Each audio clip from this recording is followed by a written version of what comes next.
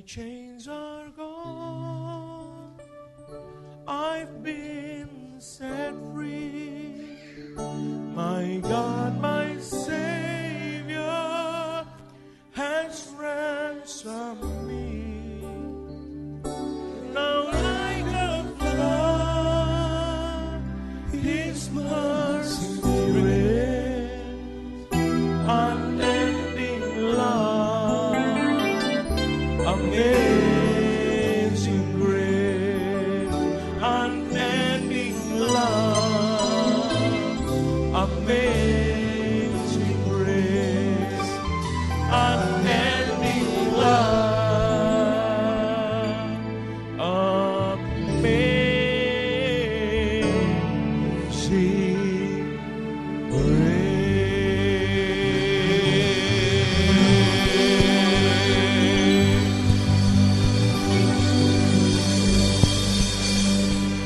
Terima kasih Bapa, kami terima kasih karunia-Mu, kami terima anugerah-Mu. Kami hidup di dalam kasih-Mu. Terima kasih untuk kebaikan-Mu buat kami. Hanya karena kebaikan-Mu lah kami diberkati. Hanya karena kebaikan-Mu lah hidup kami diubahkan. Hanya karena kebaikan-Mu lah kami diangkat, dipulihkan. Hanya karena kebaikan-Mu, semua hanya karena kebaikan-Mu. Kami terima kebaikan-Mu. Tidak kami andalkan kebaikan kami sendiri. Kami taruhkan percaya kami hanya pada apa yang Yesus Kristus telah selesaikan buat kami di kayu salib. Olehnya, oleh korbannya, oleh penebusannya yang sempurna, kami diperlakukan Allah sebagai orang-orang benar hari ini. Kami terima kasih karunia ini di dalam nama Yesus. Nah, semua yang diberkati Tuhan, dikasihi Tuhan, sama-sama katakan amin. Tepuk tangan yang paling meriah buat Tuhan Yesus. Haleluya. Sebelum duduk, salami kiri kanan Anda. Katakan kasih karunia Tuhan berlimpah-limpah atasmu. Engkau sangat dikasihi Tuhan. Amin. Thank you Jesus. Baik. Mari buka Alkitab kita dari Kejadian pasal yang ke-20. Anda yang datang hari Kamis kemarin, saya menunjukkan sesuatu yang sangat menggairahkan hati, dan saya percaya sesuatu yang sangat mengubah hidup. Oleh sebab itu saya menyarankan Anda untuk mendengarkan rekaman hari Kamis kemarin. Ya, kita melihat kemarin bahwa Allah memperlakukan Anda dan saya on equal ground. Katakan on equal ground. On equal ground artinya Anda tidak dibeda-bedakan seorang dengan yang lain. Haleluya, tidak ada perbedaan. Ya, itu sebabnya Paulus pernah menuliskan tidak ada perbedaan baik orang Yahudi maupun orang Yunani, baik budak ataupun orang bebas, tidak ada perbedaan. Ya, artinya Allah tidak membeda-bedakan Anda dan saya. Haleluya. Kita melihat kemarin landasannya, kenapa firman Allah berkata demikian, dan kita melihat lebih jauh kemarin, kalau Allah tidak membeda-bedakan, sekali lagi, kalau Allah tidak membeda-bedakan satu dari yang lain, mengapa kita melihat kehidupan yang berbeda satu dengan yang lain dari orang-orang percaya? Ya, dan kita melihat jawabannya kemarin. Oleh sebab itu saya mendorong Anda untuk mendengarkan rekaman khotbah itu, dan saya mau melanjutkan dari apa yang kemarin kita bahas, kita maju lebih jauh. Ya, Kejadian pasal yang ke-20 ayat yang pertama. Kejadian pasal yang ke-20 ayat yang pertama. Oh iya, kalau Anda juga bertanya-tanya apa rahasianya doa yang penuh kuasa, dengarkan khotbah kemarin. Oke? Nggak ada yang amin, puji Tuhan. Whatever lah, haleluya. Lalu Abraham berangkat dari situ ke tanah Negeb, dan ia menetap di antara Kades dan Syur. Ia tinggal di Gerar sebagai orang asing. Perhatikan bahwa di sini namanya bukan lagi Abram, tapi Abraham. Ya, berarti Tuhan sudah mengubah nama Abraham.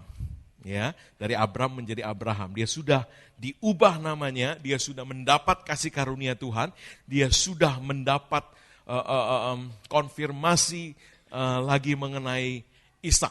Ya, Tuhan sudah melakukan kebaikan demi kebaikan kepada Abraham. Terus, Oleh karena Abraham telah mengatakan tentang Sarah istrinya, dia saudaraku, maka Abimelek Raja Gerar menyuruh mengambil. Oke.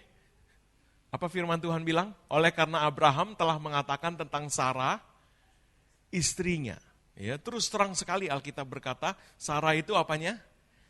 Istrinya Abraham. Tapi Abraham bilang Sarah itu saudaranya. Jadi Abraham di sini berkata dengan jujur ya, bohong.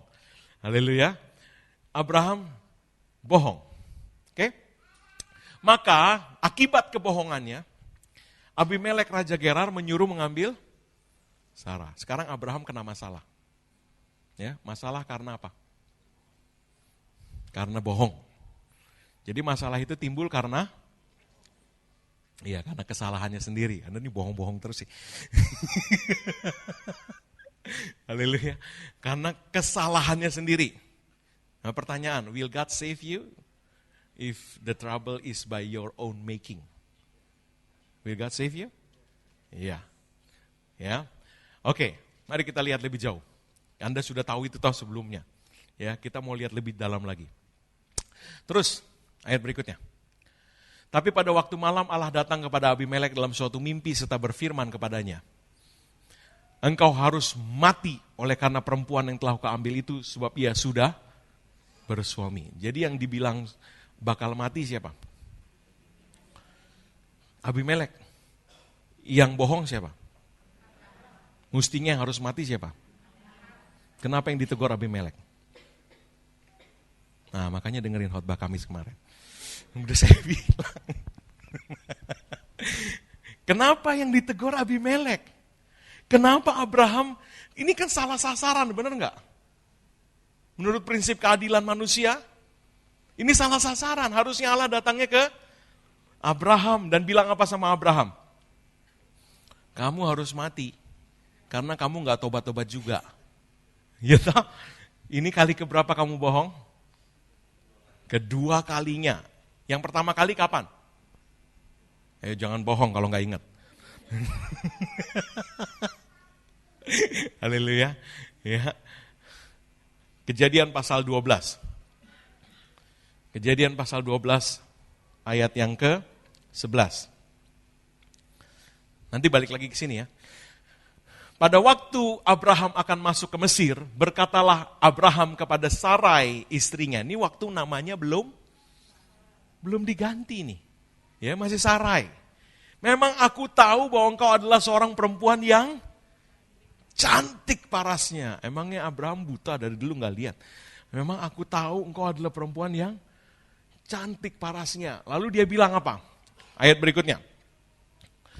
Terus, apabila orang Mesir melihat engkau, mereka akan berkata, itu istrinya. Jadi mereka akan membunuh aku dan membiarkan engkau hidup. Coba lihat bahasa Inggrisnya.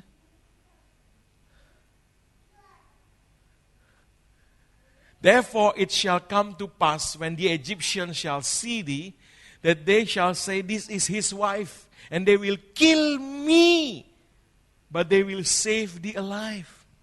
Jadi dia bilang sama Sarah, mereka akan bunuh saya, dan mereka akan biarkan kamu hidup. Jadi demi saya, supaya saya gak dibunuh, saya korbanin kamu ya, gak apa-apa toh. Demi cinta kita sayang. Ya, oke. Aku bilang aja kamu adik, jadi kalaupun paling jelek, paling kamu diambil. Jadi gundiknya Firaun, gak apa-apa ya, yang penting aku hidup, oke? Tahu, kalau saya ngomong gitu, ya, yang saya perlu takutkan bukan Firaun, yang saya perlu takutkan Ibu Atik.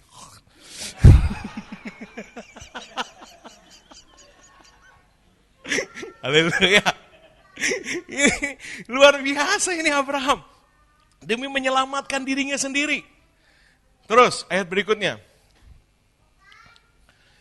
Say, I pray thee. Bahasa Indonesia aja. Katakanlah bahwa engkau adikku. Jadi Sarahnya disuruh bohong, diajarin istrinya. Suruh bohong supaya kamu diperlakukan dengan baik, benar? Oh salah ya? Supaya aku diperlakukan dengan baik. Karena engkau luar biasa. Ini suami teladan ya, haleluya. Dan engkau dibiarkan hidup. Oh salah lagi. Dan aku dibiarkan hidup oleh sebab engkau. Jadi dia bolak-balik ngorbanin istrinya. Terus. Sesudah Abraham masuk ke Mesir, orang Mesir itu melihat bahwa perempuan itu sangat cantik. Terus. Dan ketika punggawa-punggawa Firaun melihat Sarai, mereka memuji-mujinya di hadapan Firaun sehingga perempuan itu dibawa ke istananya. Terus, Firaun menyambut Abraham dengan baik karena ia mengingini perempuan itu. Dan Abraham mendapat kambing, domba, lembu, sapi, keledai, jantan, budak laki-laki dan perempuan, keledai betina dan unta. Nah ini dia baru keluar dari rumah bapaknya di Ur Kasdim, berangkat menuju negeri yang akan ditunjukkan Tuhan. Ya, seberapalah hartanya pada waktu itu. Dia sampai di Mesir, dia bohong, dan kemudian Firaun memberikan segala harta ini. Benar? Loncat sebentar, nanti balik lagi ke sini, oke? Loncat ke pasal 13 ayat 2. Hasilnya, karena Firaun memberikan semua ini kepada Abraham, pasal 13 ayat 2. Adapun Abraham, sangat kaya. Banyak ternak, perak, dan emasnya. Dan inilah pertama kali Alkitab menyebut Abraham sangat kaya. Ya, sebelum ini tidak pernah disebut Abraham sangat kaya. Ya, kaya pun tidak. Tapi setelah kejadian itu, ini pertama kalinya muncul. Ya, Anda mundur dua ayat, ya persis 2 ayat di belakang ini adalah Abraham lalu Firaun memerintahkan beberapa orang untuk mengatakan Abraham pergi bersama dengan istrinya dan segala kepunyaannya. Jadi yang tadi dikasih Firaun ke Abraham tidak diambil lagi. Oke? Ya. Jadi Abraham kaya karena apa, Pak?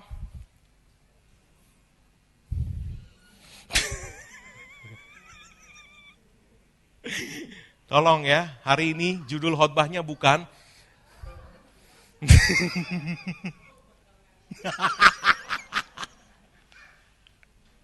haleluya. Bukan ya, bukan itu judul khotbahnya. Oke? Please, nanti siapa nih? Evan, ada Evan. Evan. Nah, tolong nanti judulnya di YouTube jangan tulis itu ya. Haleluya, nanti ditulis bohong pangkal kaya by Pastor David gitu. Haleluya. Bukan, hari ini bukan tentang itu. Amin. Enggak ada yang amin sih. Haleluya. Tapi memang kenyataannya itu terjadi.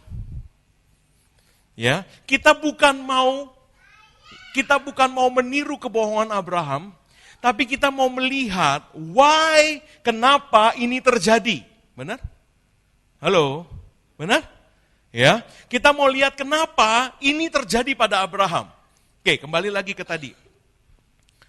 Kembali lagi. Ya, terus ayat berikutnya. Tetapi Tuhan menimpakan tulah yang hebat kepada, mestinya yang ditimpa tulah siapa? Tapi yang ditimpa tulah siapa?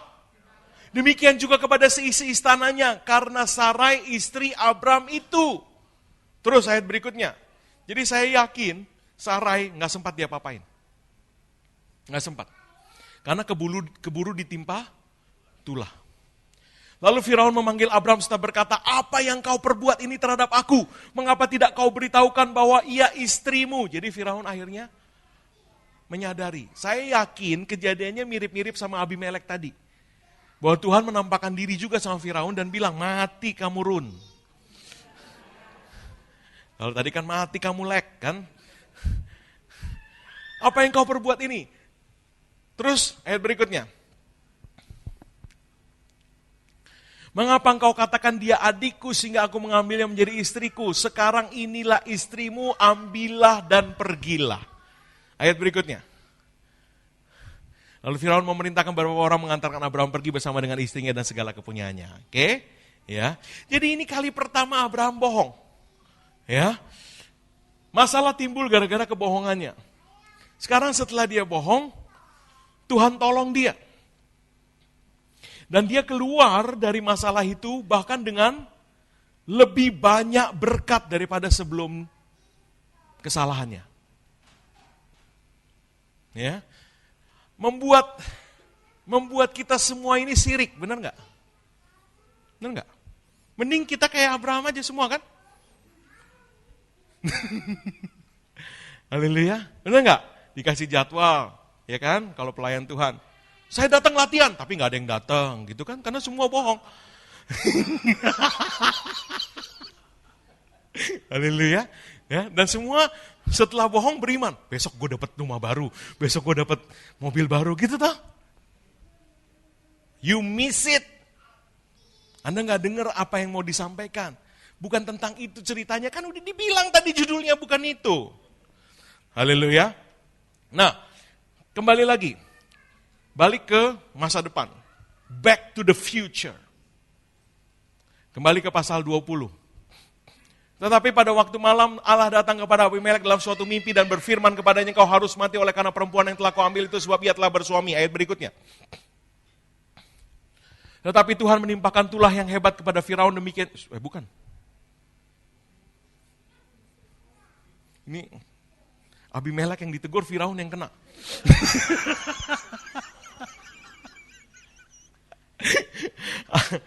Adapun Abimelek, tuh, makanya saya bilang tadi, saya yakin Firaun juga nggak sempat. Adapun Abimelek belum menghampiri Sarah. Berkatalah ia, Tuhan, apakah engkau membunuh bangsa yang tidak bersalah? Jadi Abimelek bilang, dia nggak salah. Ayat berikutnya. Bukankah orang itu sendiri mengatakan kepadaku, dia saudaraku. Lihat ada peningkatan. Ya, ada peningkatan. Kalau tadi istrinya yang disuruh bohong. Kalau sekarang, Abraham sendiri bohong. Ya, dan perempuan itu sendiri telah mengatakan, jadi dengan kata lain Sarah juga kembali disuruh bohong. Jadi hal ini kulakukan dengan hati yang tulus. Coba ngambil istri orang tuh hatinya tulus ya. Dan dengan tangan yang suci. Dalam hal ini maksudnya adalah dia melakukan itu karena nggak tahu.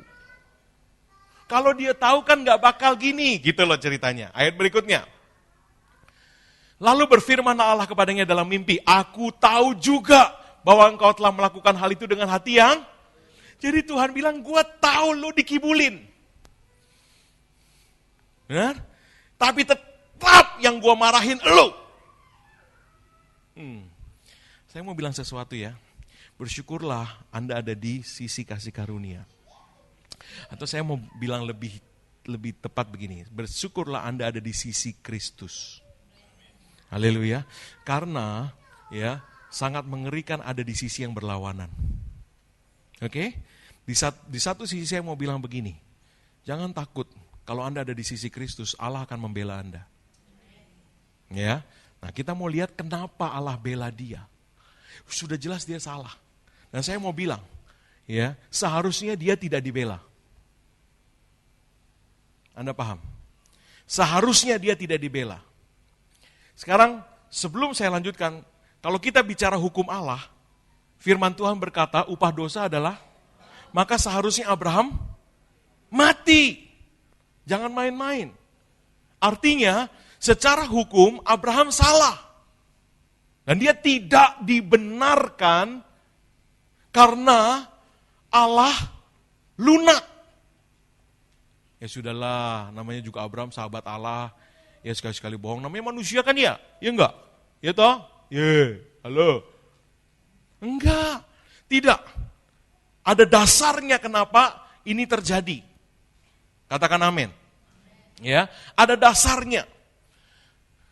Aku tahu juga bahwa engkau telah melakukan hal itu dengan hati yang tulus, maka aku pun telah mencegah engkau untuk berbuat dosa terhadap. Itu sebabnya Sarah tidak bisa disentuh oleh Abimelek. Ya, sebab itu aku tidak membiarkan kau menjamah dia. Ayat berikutnya. Jadi sekarang kembalikanlah istri orang itu sebab dia seorang, siapa yang dibilang nabi? Emang Abraham nabi bukan?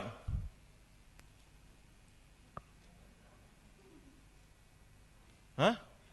Nih, kalau Abraham itu nabi ya, dia mestinya gak ke Gerar. Kenapa? Kan nabi, dia mestinya udah bisa lihat masa depan, benar nggak? Dia udah lihat, pergi ke Gerar, masalah nih, jangan pergi ke Gerar. Benar? Jadi Abraham itu nabi bukan? Ayo hati-hati jawabnya. Abraham nabi bukan? Dalam panggilan Tuhan, Abraham adalah nabi. Bahwa dalam kehidupannya, dia mungkin masih belum menyadari itu lain soal. Oke? Tapi dalam panggilan Tuhan, dia nabi. Saya mau bilang sesuatu. Dalam panggilan Allah kepada Anda dan saya, Anda semua disebut orang benar dalam Kristus. Bahwa dalam kenyataannya kita mungkin masih belum bisa menerima itu, lain soal. Anda paham ini? Haleluya. Tetapi sekali Allah memanggil Abraham nabi, Abraham selama-lamanya nabi. Satu. Oke? Ya, pahami ini. Sekali Allah memanggil Anda orang benar di dalam Kristus, selama-lamanya Anda orang benar. Entah Anda mempercayai itu atau tidak, ya, hasilnya yang akan Anda nikmati berbeda. Anda mempercayai yang Tuhan katakan, Anda akan menikmati kehidupan yang berbeda dari kalau Anda tidak mempercayainya. Bukan dari sisi Tuhan, tapi dari sisi kita menerima perkataan Tuhan itu atau tidak. Amin. Haleluya. Ketahuilah engkau pasti mati, engkau dan semua orang yang bersama-sama dengan engkau. Terus ayat berikutnya.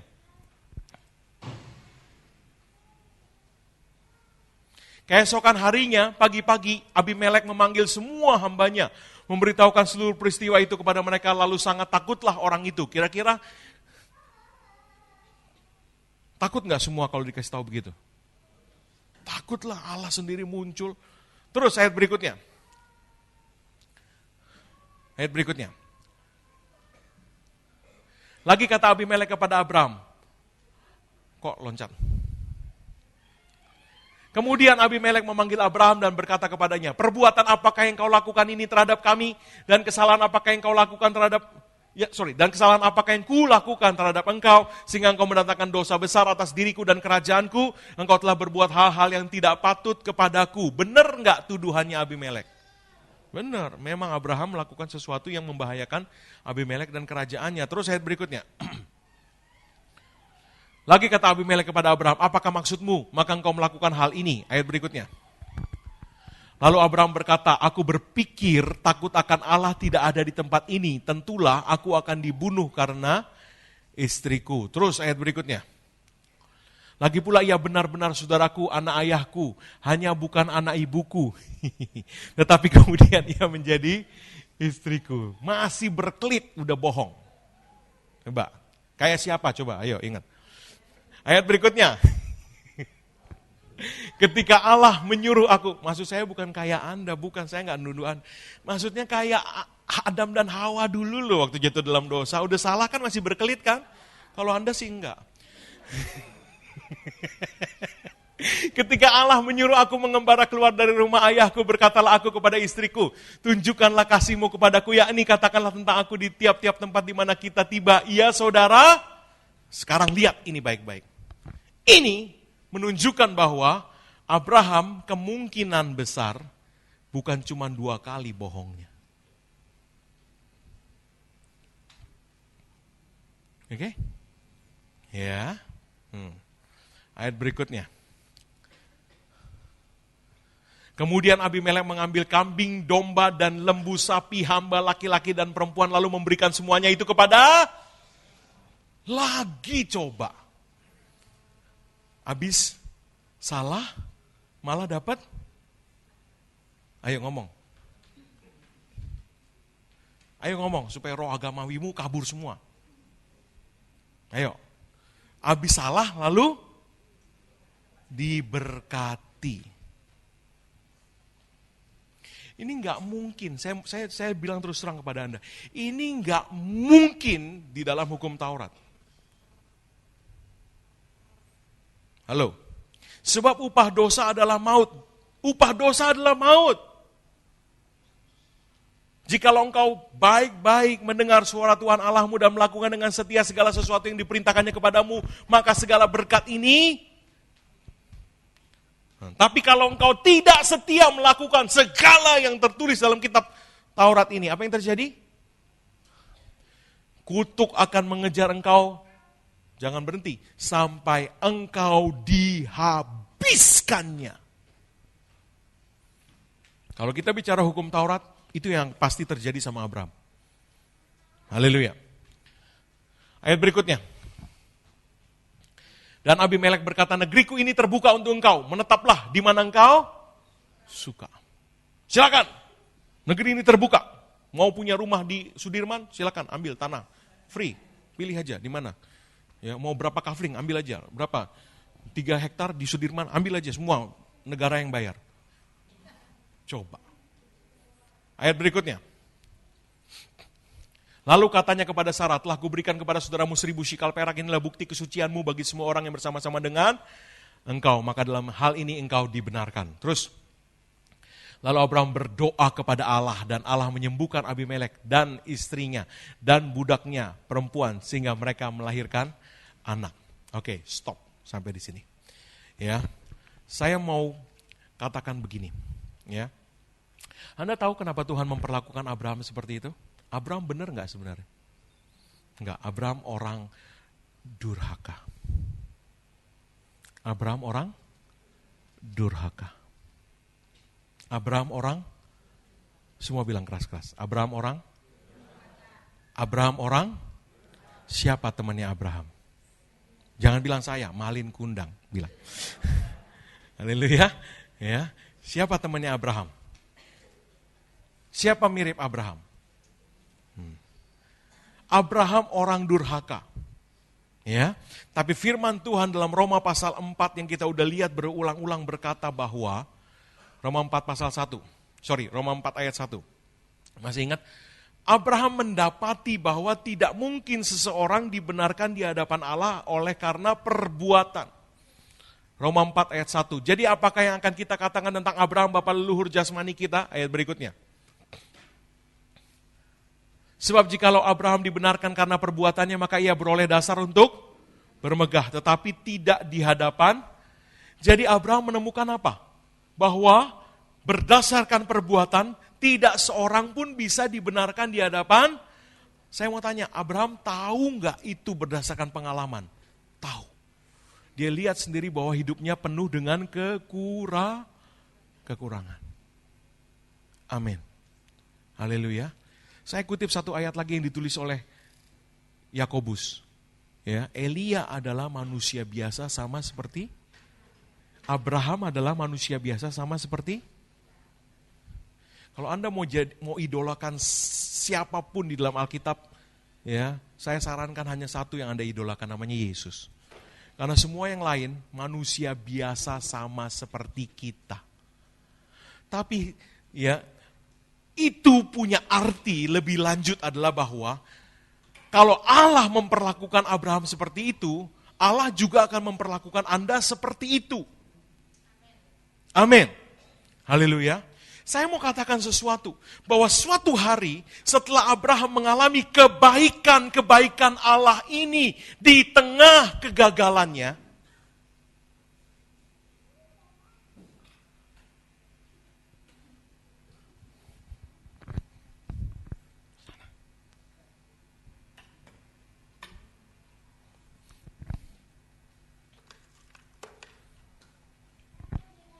ya, ketika Abraham melihat bagaimana Tuhan memperlakukan dia di tengah kegagalannya, satu titik Abraham itu jatuh cinta sama Tuhan. Dari mana saya lihat itu? Dari bahwa suatu hari bertahun-tahun kemudian Abraham mempersembahkan anaknya kepada Tuhan.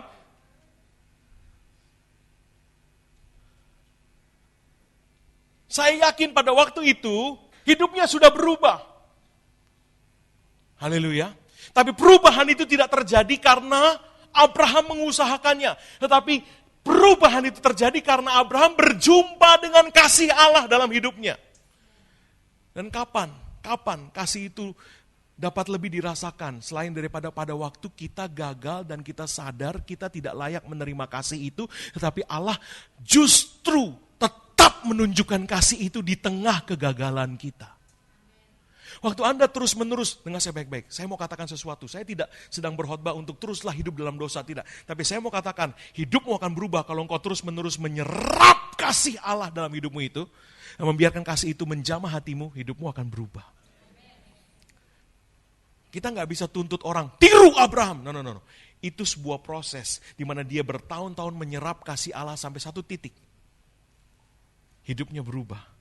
Hatinya, dimulai dari hatinya, dia berubah hatinya, sampai satu titik dia tidak lagi bohong. Bahkan, kalau dulu dia takut untuk nyawa, bahkan dia sekarang rela mempersembahkan yang paling berharga. Tuhan bilang, apa yang paling berharga buat kamu Abraham? Persembahkan itu. Anda lihat, sesuatu sudah berubah di dalam hati Abraham. Anda lihat, orang yang takut mati ini, ya, kemudian membawa tentara menyelamatkan Lot. Dia nggak lagi takut mati, dia nggak lagi membela nyawanya. Kepercayaannya sudah melekat pada Tuhan. Apa yang membawa Abraham ke sana? Perjumpaan dengan kasih Allah. Di tengah kegagalan demi kegagalannya. Dia kembali lagi menerima kasih. Menerima kebaikan Allah. Membuka dirinya kepada kebaikan itu. Dan itu mengubah hidupnya. Itu mengubah hatinya. Amin. Haleluya. Sebab jikalau Abraham dibenarkan karena perbuatannya, maka ia beroleh dasar. Tetapi tidak di hadapan Allah. Jadi tidak seorang pun dibenarkan di hadapan Allah karena perbuatannya. Siapa lagi selain Abraham yang menyadari itu? Dia jelas-jelas mengalami ini. Amin. Ayat berikutnya. Sebab apakah yang dikatakan nas kitab suci? Lalu percayalah Abraham kepada Tuhan dan Tuhan memperhitungkan hal itu kepadanya sebagai. Jadi, Abraham menemukan bahwa perbuatannya tidak bisa menjadi bayaran, menjadi sesuatu di hadapan Tuhan untuk dibenarkan. Maka hanya ada satu Abraham menemukan. Percaya kepada Tuhan. Maka Tuhan memperhitungkan hal itu kepadanya sebagai kebenaran. Percaya seperti apa? Ayat berikutnya. Percaya seperti apa? Kalau ada orang yang bekerja upahnya tidak diperhitungkan sebagai hadiah tetapi sebagai haknya. Ayat berikutnya. Tetapi kalau ada orang yang tidak bekerja namun percaya kepada dia yang membenarkan orang durhaka, imannya dibenarkan menjadi. Abraham percaya bahwa Allah membenarkan orang. Nah, dengar saya baik-baik. Ini penting sekali. Ayat ini punya arti, ya. Abraham mempercayai sesuatu tentang Allah. Dan disimpulkan oleh Alkitab, keyakinan Abraham itu adalah Abraham percaya Allah membenarkan orang durhaka. Sekarang saya tanya dulu, bisa nggak orang durhaka dibenarkan? Dalam bahasa Inggris itu ungodly. Ungodly itu artinya tidak benar. Bisa nggak orang tidak benar dibilang benar? Saya mau tanya. Bisa atau tidak? Bisa atau tidak? Tidak bisa. Halo? Bisa nggak orang tidak benar dibilang benar? Tidak bisa. Ayo sekali lagi, bisa nggak orang tidak benar dibilang benar? Tidak bisa. Kok nggak keras sih? Bisa nggak orang tidak benar dibilang benar? Tidak bisa. Amin. Dengan kata lain, satu-satunya cara untuk orang tidak benar diperhitungkan benar harus ada landasannya. Berapa banyak mengerti? Apa landasannya? Bahwa dia yang tidak mengenal dosa dijadikan dosa. Supaya kita yang berdosa dibenarkan di hadapan Allah. Landasan bahwa Abraham dibenarkan adalah bahwa dia percaya Allah menyelesaikan masalah dosanya lewat korban Yesus Kristus. Sama nggak dengan Anda dan saya hari ini? Anda percaya bahwa dosamu dan dosaku diselesaikan Allah lewat korban Yesus Kristus, benar? Percaya Anda dengan percaya Abraham sama nggak? Percaya Anda dengan percaya Abraham sama nggak? Sama. Abraham percaya yang sama dengan yang Anda percayai. Amin. Dan itu berarti Anda dan Abraham ada di equal ground. Tidak lebih, tidak kurang, Anda ada di dataran yang sama. Anda tidak diistimewakan dan tidak diskriminasi. Haleluya. Anda dan saya ada di level yang sama dengan Abraham. Bahwa kita semua adalah orang yang tidak benar. Benar? Ada yang lebih dan kurang dari itu? Tidak ada. Upah dosa adalah berapa dosa? Upahnya maut. Upah dosa adalah maut. Berapa dosa upahnya maut? Hah? Berapa dosa upahnya maut? Hah? Oh. Kenapa Anda ragu menjawab itu? Karena kita, pola pikir manusia, kita masih menimbang kita masih memandang perbuatan. Makanya kita menimbang, berapa dosa? Upahnya maut. Tapi bohong putih, Pak. Putih bohongnya, putih. Udah dipilok dulu warna putih. Ini bohong untuk kebaikan kok. Di mata hukum, bohong adalah jangan mengucapkan saksi dusta. Saya mau tanya, ada nggak imbuhannya? Apa tuh imbuhan? Bahasa tambahan. Ya, di Undang-Undang Dasar bagian belakang ada apa namanya? Penjelasan. Kemudian ada tambahan nggak sih? Tambahan dan perubahan. Nggak ada Undang-Undang Dasar, nggak ada. Tapi undang-undang bisa ada tambahan dan perubahan. Ya, nggak ada. Hukum Taurat tidak ada tambahan dan perubahannya. Jangan mengucapkan saksi dusta. Terus ada tambahannya. Tapi nggak apa-apa kalau untuk menyelamatkan nyawa. Ada? Nggak ada. Lalu ada klasifikasi. Klasifikasi bohong. Bohong merah, biru, hitam, dan kuning, putih. Ada? Nggak ada. Upah dosa adalah, bilang sama kiri kanan Anda, upah dosa adalah maut. Nah, bilang sama sisi yang satu lagi. Bilang gini, kamu harusnya mati, bilang.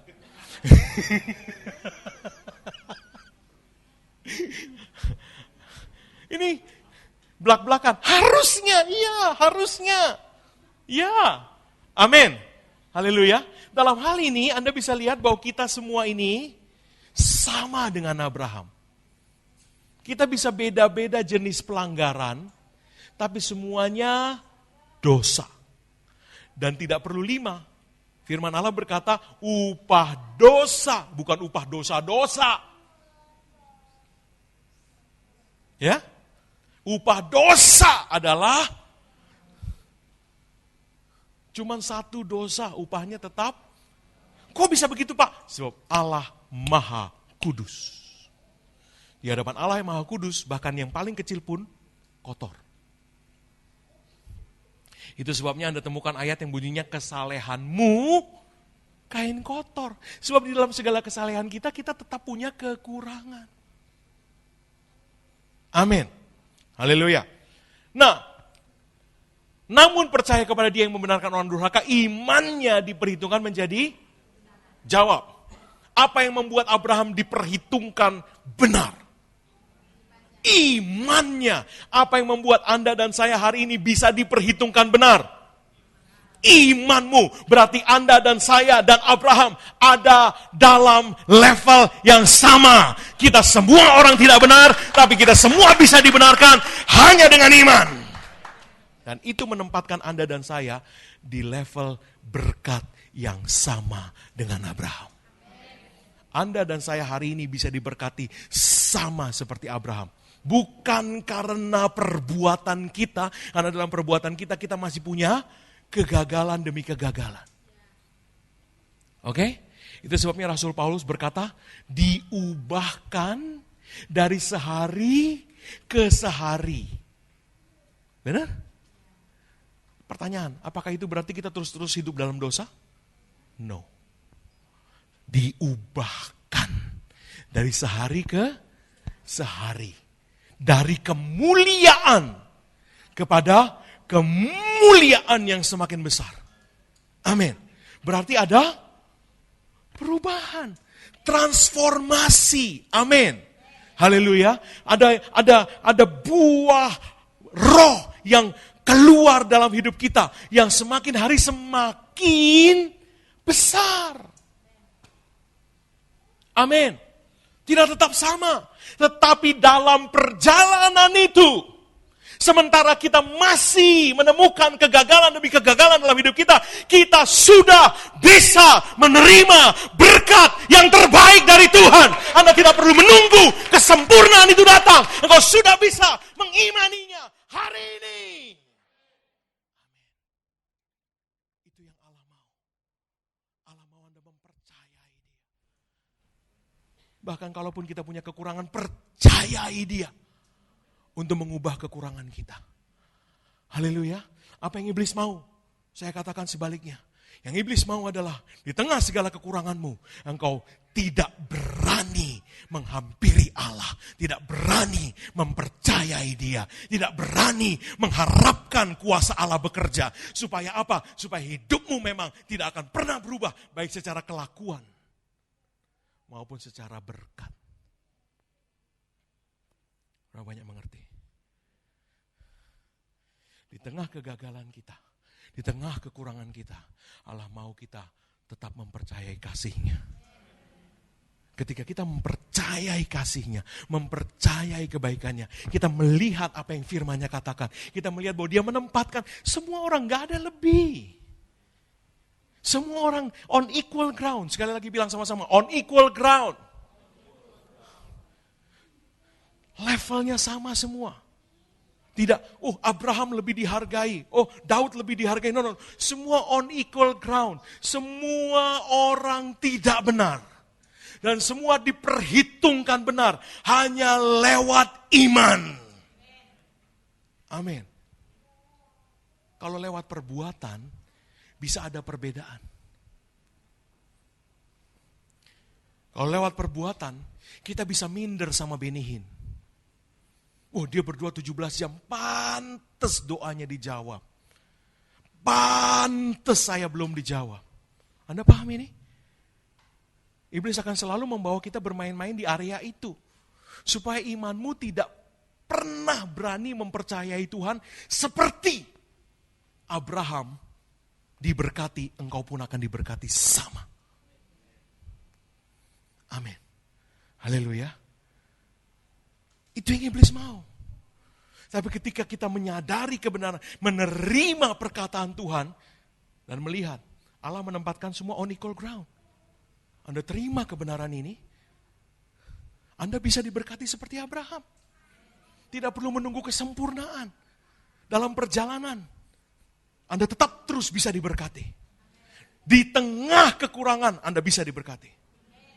Di tengah kekurangan, doamu bisa dijawab. Amin. Filipi 4 ayat 6.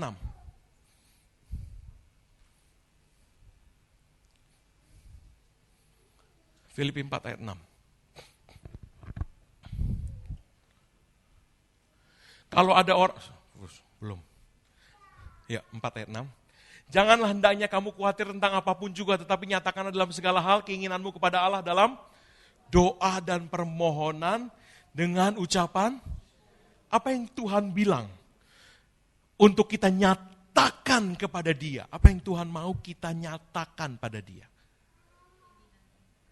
Ya, Tuhan mau Anda dan saya menyatakan keinginanmu. Artinya yang Tuhan mau dengar adalah Anda mau atau enggak.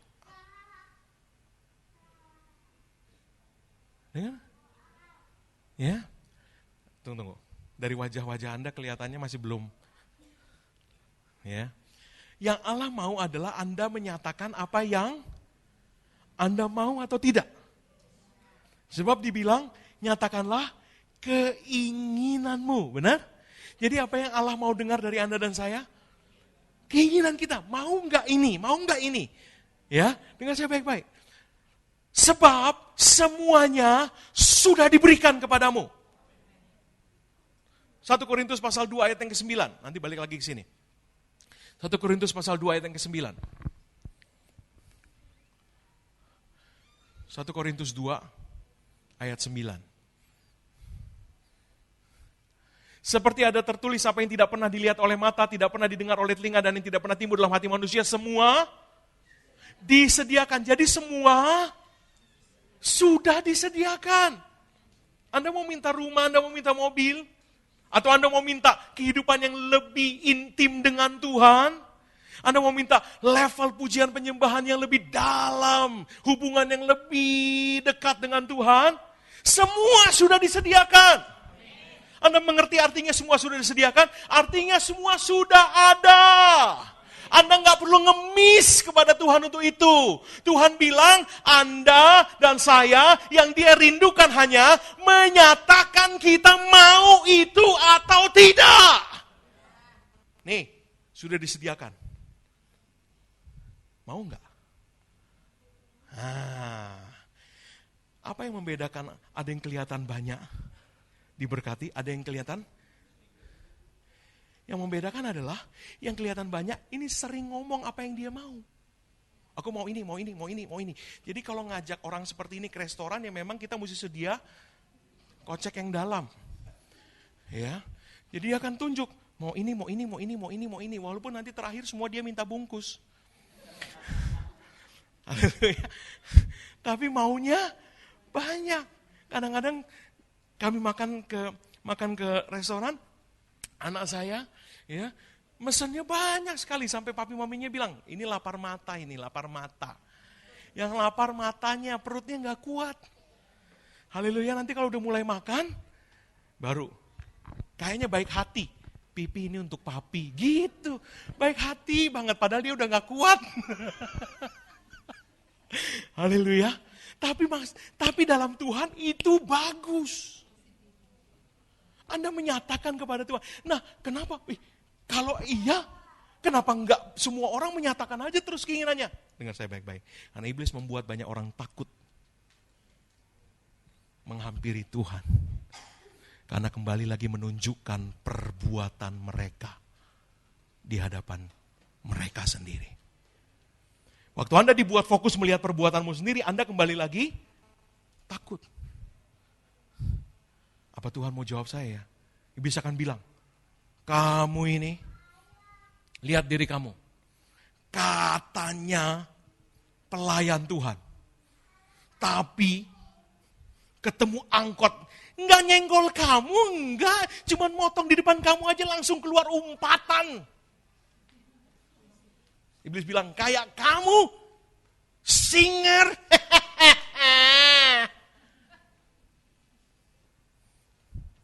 Halo? Kalau kita digituin sama iblis, gimana? Ya deh, nanti pemberesan di rumah, pemberesan.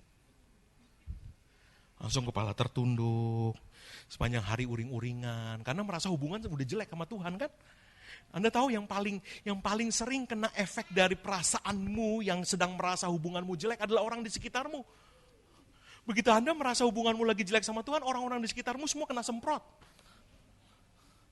Haleluya. Apalagi yang buat Anda tambah marah. Anda akan merasa, ini gara-gara orang ini gue kehilangan urapan, padahal gue udah persiapan 1 minggu, besok mau worship leader, ya udah persiapan 1 minggu, tinggal menit terakhir masuk ke sini. Gara-gara dia gue kehilangan urapan, gue bejek juga loh. Habis itu worship leader. Anda paham apa yang sedang terjadi? Iblis mempermain-mainkan kita di wilayah perbuatan. Haleluya. Kita lupa tidak ada dibenarkan atas dasar perbuatan. Dan semua hanya dibenarkan lewat iman. Itu yang membuat kita kehilangan keberanian percaya. Tapi mereka yang mempercayai ini, macam Abraham itu, dia mintanya banyak sama Tuhan karena dia berani. Dia memiliki keberanian mempercayai Tuhan. Tapi Pak, saya nggak tahu caranya berdoa. Mana tadi? Filipi 4 ayat 6. Caranya berdoa. Nyatakanlah segala keinginanmu kepada Allah. Ayo sama-sama baca. Segala keinginanmu kepada Allah dalam doa. Ya. Wah, tapi saya nggak tahu gimana caranya berdoa, Pak. Kapan Pak mau seminar Seminar kunci doa yang berhasil. Ya, seminar 3 hari. Undang Pak pembicara ini Pak. Ajarin doa Pak. Ya, saya dulu juga mikir begitu. Sampai suatu hari Tuhan bilang gini. Lihat bahasa aslinya itu apa doa. Ya, waktu saya cek bahasa aslinya, sampai akar katanya saya temukan ternyata doa itu artinya ngomong. Cuman supaya bunyinya rohani, jadi dibedain dari ngomong. Pakai kata, nah pintar, udah boleh pulang semua. Jadi doa itu sebenarnya ngomong. Di dalam terjemahan bahasa Inggrisnya, itu dikatakan speak out, itulah doa. Speak out apa? Your wish. Ini, engkau menyampaikan, ngomong sama Tuhan, apa yang engkau inginkan. Itulah doa. Tuhan cuma pengen dengar itu. Haleluya. Dia sudah sediakan semuanya. Tapi ada yang mau, ada yang enggak, benar? Dan kuasa untuk mengikat, melepaskan, atau kuasa untuk membuat keputusan mau atau tidak, memang diberikan Tuhan kepada Anda dan saya. Anda mau dikasih, Anda enggak mau? Sudah disediakan. Jadi Anda nggak mau sayang. Makanya dari waktu ke waktu saya suka berdoa. Saya bilang, Tuhan yang mereka nggak mau kasih saya. Mohon maaf ya kalau berkatmu ada sama saya. Tuhan yang mereka nggak berani terima, kasih saya. Yang mereka nggak mau, kasih saya. Saya mau Tuhan, saya rakus. Saya rakus diberkati. Amin. Anda seharusnya juga sama. Amin. Amin. Haleluya. Ngomong. Kemarin Ibu Noni. Ibu Noni. Nah, bahasa Jermannya doa itu ngomong. Haleluya. Ya, ngomong. Atau saya jadi ingat ya. Suatu hari saya naik. Saya udah ceritakan kesaksian ini, makanya saya potong langsung ke bagian itu aja. Saya nyetirin Innova AD saya, sementara mobil saya waktu itu udah Panther yang udah umurnya 20 tahun, udah hancur-hancuran. Saya nyetir itu, saya bilang, aduh enak banget ini mobil, saya nggak doa, nggak berlutut. Masa sih di tengah jalan tol, saya berhenti dulu di pinggir, terus saya berlutut, Tuhan pegang ini, tumpang kaki di atas mobil. Haleluya, enggak. Di tengah nyetir, sambil nyetir, sementara penumpang yang lain semua tidur karena kita habis kunjungan, dan itu perjalanan yang jauh, dan itu sudah malam, jadi cuma saya yang masih bangun nyetir, puji Tuhan enggak tidur, kalau enggak sampai di tujuan. Ya. Di tengah suasana malam itu enggak ada musik, enggak ada apa-apa, enggak nyanyi dulu. My chains are gone. Pujian penyembahan 15 menit untuk mengundang hadirat Tuhan. Enggak ada. Saya cuma ngomong.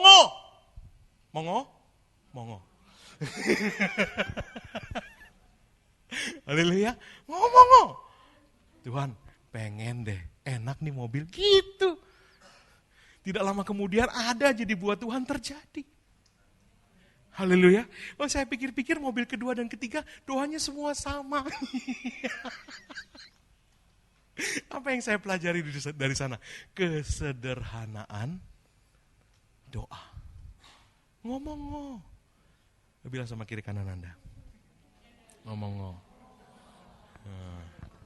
Ya, yang Jawa ngerti. Ya, yang Batak bingung.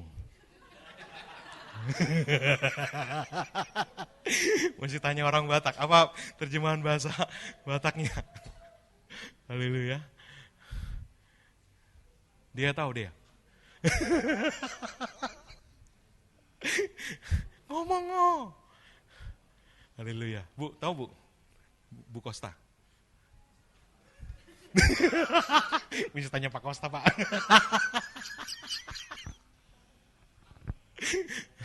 Apa? Ngomong aja. Hah? Apa? Ngenana. Oh salah. Apa saya? Oh ngerana. Ngerana ngerene.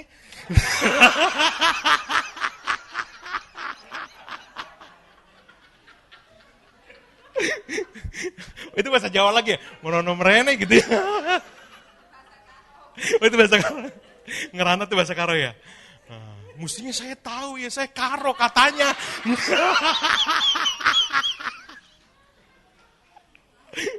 Aduh. Haleluya. Iya ngerana, saya ingat mami saya pernah ngomong gitu. Haleluya. Amin.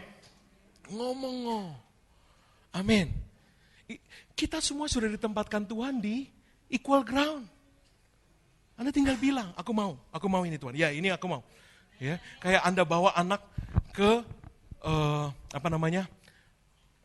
supermarket yang besar, lalu dia, ayo papi beliin sepeda, kamu boleh pilih. Nah, kan dia ngapain? Aku mau ini pi. Enggak jadi deh, ini deh. Enggak deh, ini deh. Kalau anak saya yang paling kecil lebih pintar lagi. Nih, dia pilih Hot Wheel, ya kan? Ambil. Ini bagus pi. Terus dia lihat lagi, oh ini juga bagus pi. Nah, terus saya bilang, saya lihat ada yang lebih bagus dari itu. Harganya sama, tapi lebih bagus. Saya bilang, itu lebih bagus. Terus dia ambil, oh iya lebih bagus pi. Oh gini aja pi, tiga-tiganya aja pi.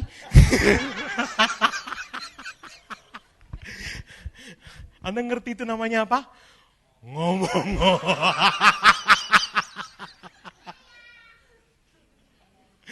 Nah saya bukan Allah.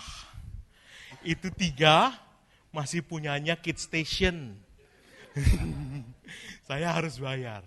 Tapi Bapamu, firman Tuhan bilang, bumi ini kepunyaan Tuhan. Langit kepunyaan Tuhan, bumi tumpuan kakinya. Semua sudah disediakan. Anda tinggal ngomong.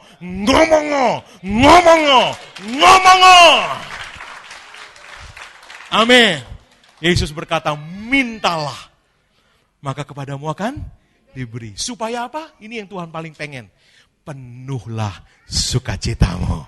Amin. Beri tepuk tangan yang paling meriah buat Tuhan Yesus. Mari saya undang kita semua bangkit berdiri. Thank you Jesus.